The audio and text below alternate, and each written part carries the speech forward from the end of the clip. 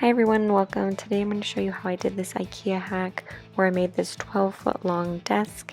And as always, don't forget to like, comment, and subscribe. Let's get started.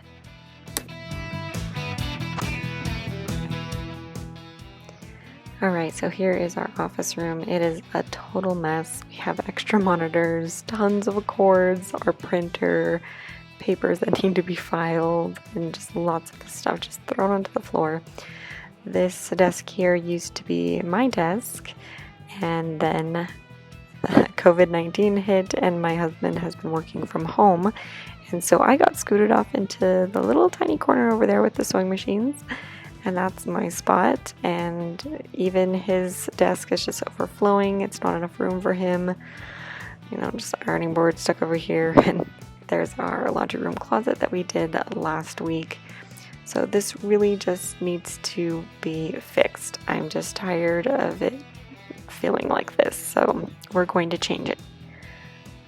So I looked around for lots of different options and decided on an Ikea hack. I was originally going to get something else, but I found these instead. They're MALM dressers from Ikea, and I just built them according to the instructions except without the top. I did later put on the backing because it really does help with the stability of the dresser, but just completely left the tops off. And then I was experimenting around with a couple of boards. The 2-inch board that I have here, I had an extra one down in the basement, so I was just trying out to see how strong it was across the top of these two dressers. I did try this 1-inch one, which I thought was really strong as well. So I intentionally wanted a 1-inch, but I did not find any at the store, so I ended up just getting the 2-inch ones. I wanted it to be at least 24 inches deep, so I went ahead and got an 8-inch, a 10-inch, and then an 8-inch.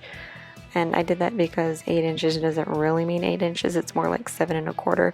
So I couldn't do 3 8-inches, and I didn't quite want to do 3 10, and it was a little bit harder to find nicer pieces. So I went with an 8, a 10, and an 8.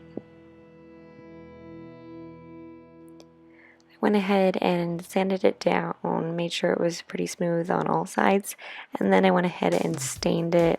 This was just like a dark walnut. I just did a really simple wipe with a rag.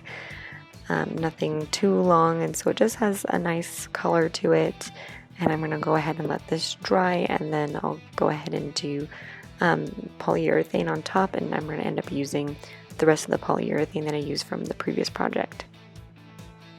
Alright, so here you can see that I decided to attach all three together. So underneath the dresser I did 12-inch mending bracket plates.